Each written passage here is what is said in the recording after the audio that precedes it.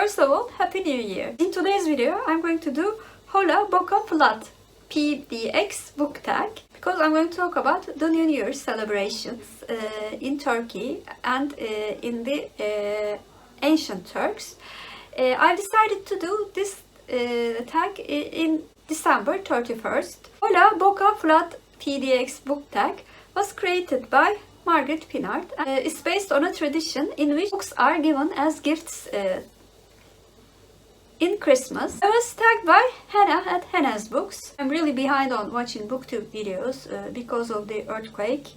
I'm trying to catch up, but it's so hard and sorry if I have been tagged and I didn't know about it. Thank you, Hannah, for tagging me because I really wanted to talk about an ancient New Year's tradition in Turkey, and this became the perfect opportunity for me to do that. Let's get on with the questions. Question 1, the name. What is an unpronounceable or difficult to pronounce word you love? I'm going to say one Turkish word and one English word actually.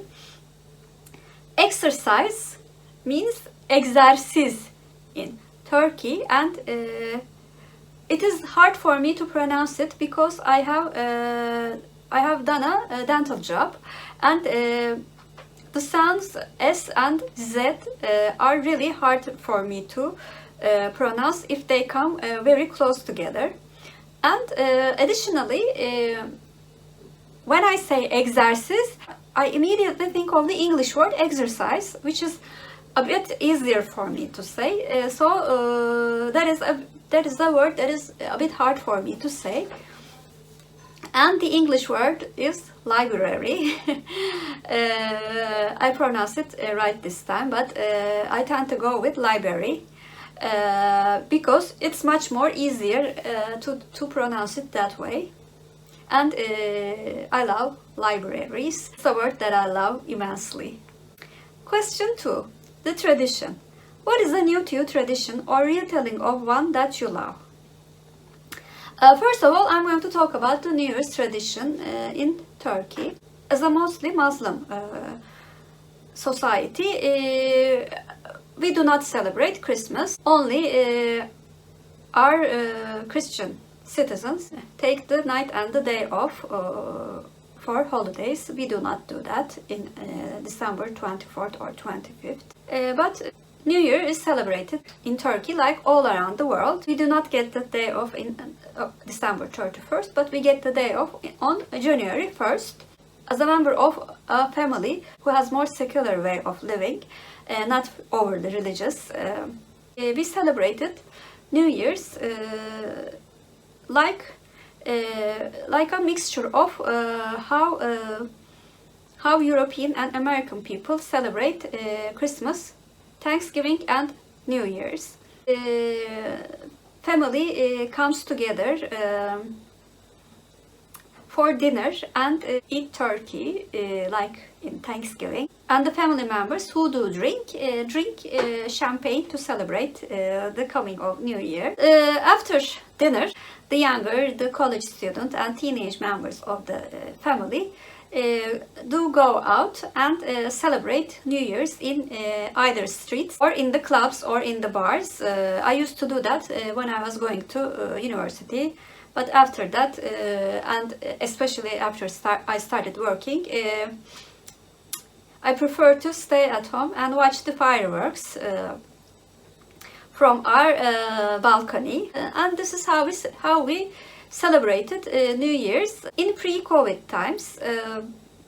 Right now, I think we will celebrate New Year's by connecting to our loved ones and my brother and his family via Zoom or any other online calling. And by the way, the reason stress on the secular way of living is that overly religious people do not choose to celebrate New Year's because they think it's a Christian tradition. Although the dates are 1 week apart, I cannot force anyone to celebrate New Year's, and they should not limit my freedom to celebrate New Year. So that's my viewpoint on this subject. For the second part of the question, I'm going to talk about a New Year's tradition which which I did not heard of before in ancient Turks. For the Turks mostly adapted Muslim, and they believed in more than one god. There was a New Year's tradition in which the pine trees were decorated, but the date was different. 21st of December. That celebration day was called Nargudan. This happened while Turks were living in Middle or Central Asia. And I found an English article about this tradition, and I will link it down below. I very recently heard this. I really wanted to talk about this tradition because I found it very interesting. I hope you do too. Well, I rambled a lot, didn't I? Question 3. The adaptation. What is an adaptation of something that you love that was made even better or equal? I have to say the modern Sherlock Holmes adaptation starring Benedict Cumberbatch and Martin Freeman. First of all, their acting is phenomenal. Not just Benedict Cumberbatch, which is a hard word to pronounce, but Martin Freeman also really captures the soul of Dr. Watson. I found that out when I read the Sherlock Holmes series in 2020, by the way. The modern retelling of the stories with a much complex plot and use of technology, of course, really enhanced the quality of the mystery in the stories, while keeping the soul of the characters, which was a very clever move. I really would advise, even if you have not read or even if you do not plan to read Sherlock Holmes series, I strongly advise you to watch the BBC adaptation of Sherlock. Question 4. The mood. What is the coziest book you read or expect to read this winter? When Cozy by Janet Oak. I talked so much about this book, but in summary I can say that this book came at the right moment when I needed something more cozy and more uplifting in my life. It was the month before the earthquake, and this book felt like a hug to me. The fact that I read it with Rainy also made the experience much more joyful.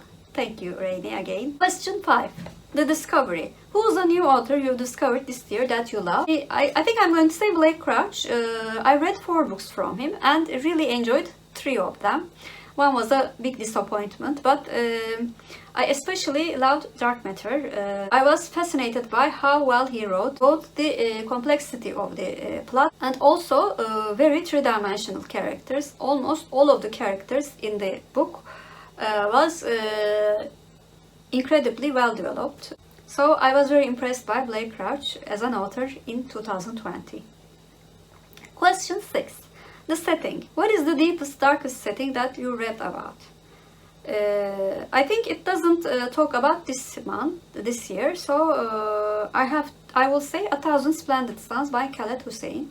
I remember putting down the book to ugly cry while I was reading this book, because unfortunately the hardships that women face in Afghanistan is a very real setting, and that really affected me while reading the book, and that is why I think it is the deepest, darkest setting of a book that I read. Question 7. Hot cocoa. What is the book that comforted you during a long night, literal or metaphorical? I will twist this question because I do not read until long hours in the evening. I mostly read during my commute. I will say a book that comforted me during my commute. Saatleri Ayarlama Enstitüsü by Ahmet Hamdi Tanpınar, which has a English translation, Time Regulations Institute. While I was listening to this book, I was always smiling. And it was a very big comfort for me to listen to authors' clever use of words and also the very subtle wit, which I liked very much, because I have trouble with very humorous books. I like subtlety in humor, and I really felt very comforted while listening to this long book. I have a fairly long commute to work, and that is why I am That is why it was like a hot cocoa during my long commute. And the last question is the gift. What is the indie book they'll be giving this winter season? I'm going to give my little nephew, my friend's Dilge's new book. Annemin Çocukluğu Nerede by Dilge Güney. This is a children's book, not a middle grade book. And my little nephew is just starting school this year. And I think he will love reading this book. Although my friend Dilge did not publish her later books with indie publishers, this book was published by an indie publisher. I also want to support my friend, of course, by buying her book. I'm going to tag anybody who wants to do this tag and talk about the traditions in their town, in their country, or where they live. It was a really fun tag. So please comment down below what is the adaptation that you felt was better than the original source material. And if you're a new viewer, first of all, welcome. Please like and subscribe. Hope to see you very soon. Bye!